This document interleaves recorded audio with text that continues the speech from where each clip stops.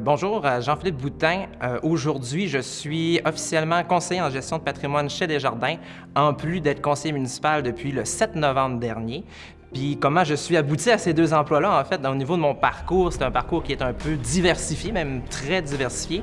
Moi, à la base, en fait, je suis économiste de profession. J'ai travaillé auprès du ministère du Développement durable. J'ai été aussi économiste auprès de Revenu Québec, où j'ai pu exercer, en fait, vraiment ma passion.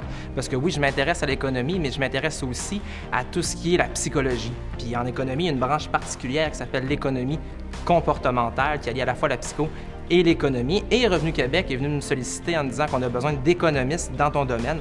Donc, j'ai été pendant 3 ans et demi auprès de Revenu Québec. Et en 2017, j'ai eu l'appel d'une de mes anciennes enseignantes en économie, pour ne pas la nommer Marie-Ève Drouin, qui me demandait si ça m'intéressait de tenter l'aventure pour être enseignant en économie. Donc, j'avais pratiqué ma passion. Il me restait maintenant à la transmettre et à l'enseigner. J'ai aussi fait de la recherche auprès de l'Université Laval dans le département de psychologie, dans le département d'économie également. Donc, je connais à peu près tous les domaines. Et pour ne pas l'oublier, j'ai également travaillé auprès de la Maison du Bleuet dans le domaine du marketing des réseaux sociaux. En fait, moi, ça n'a jamais été une hésitation de venir en sciences humaines parce que, puis pour toutes sortes de raisons, ensuite, l'histoire aussi, en fait, en rentrant au cégep, j'hésitais entre devenir premier ministre et m'en aller dans une carrière en enseignement. Mais pour moi, l'étude de l'humain, qui est en fait les sciences humaines, c'est quelque chose qui était naturel chez moi. Chaque cégep a son programme propre de sciences humaines, mais celui de Saint-Félicien, je savais, parce que j'ai des amis qui étaient un peu plus vieux que moi, qui me disaient qu'on était un petit collège physique, mais grand au niveau de l'expérience, parce qu'on a des professeurs qui sont près de nous, on a moins d'étudiants par classe, ce qui fait qu'on peut développer des relations significatives, non seulement avec l'enseignant, mais aussi avec la personne qui est l'enseignant. Puis ça, c'est très important pour la suite d'une carrière ou même une vie en général. Ce qu'on nous apprend, c'est pas une technique. Ce qu'on nous apprend, c'est une façon de réfléchir.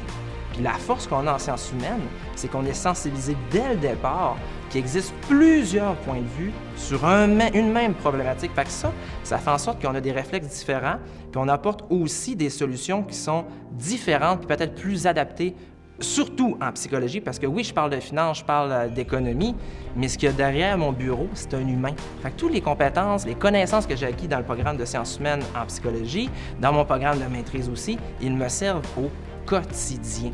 2 événements marquants du programme de sciences humaines lorsque j'étais étudiant, c'est la semaine que j'ai passée à l'Assemblée nationale, parce qu'on organisait avec le club de politique une semaine où on pouvait siéger littéralement, comme pas apprenti, mais disons comme futur député ou député de la place. Puis à l'époque, moi, j'avais été ministre des Finances, donc je me prédestine déjà à ce genre d'emploi-là. Puis ça a été une des plus belles semaines de ma vie. Puis même une fois rendu là-bas en France, ça a été un choc pour plusieurs personnes. Comme moi, par exemple, le plus loin que j'avais été, c'était Québec. Puis c'était des grosses vacances. Parce que c'est une expérience unique qu'on vit. Puis ça permet de bien fermer la boucle au niveau des sciences humaines. Parce que le cégep de Saint-Félicien, la manière qu'il est construit, puis ça, je trouve ça génial, c'est qu'il y a une place où c'est un centre, où l'ensemble de la vie étudiante se passe, ça bouge, les enseignants passent. Puis ça, c'est pas dans tous les cégeps. J'en ai fait 3, 4 jusqu'à présent, là, puis il y en a un seul qui est comme ça, puis c'est le cégep de Saint-Félicien. Ça fait un lieu de vie qui est extraordinaire. Puis le soir, je venais ici, il y avait des étudiants qui se promenaient un peu partout, il y avait des activités, mais c'était vraiment... Je me sentais chez moi. On a beaucoup le stress de savoir quoi faire, dans quel domaine aller, dans quelle sphère spécifique. On se donne pas le droit de déroger. Tu n'as pas à te questionner où t'en aller. Mais aux étudiants, je leur dirais, c'est non. Profitez de cette chance que vous avez de toucher à différents domaines, puis puisez le maximum que vous pouvez de chacun d'entre eux, puis vous allez de toute façon, avec la réalité du marché du travail aujourd'hui, construire votre emploi. La réalité du marché du travail il y a 20 ans, puis celle d'aujourd'hui n'est plus la même du tout. Vous construisez votre propre emploi, puisque les employeurs cherchent, c'est plus des gens dans un domaine spécifique. Ils cherchent des gens qui sont capables de s'adapter et de réutiliser le mieux possible le savoir qu'ils ont appris. C'est pour ça que moi, sciences humaines, à ceux qui hésitent, là, je leur dirais, n'hésitez surtout pas. C'est une belle expérience, puis surtout avec le cégep de Saint-Félicien, vous avez non seulement des enseignants compétents, puis ça je le dis en toute honnêteté, mais vous avez aussi des enseignants de cœur. Puis ça, on ne retrouve pas ça n'importe où.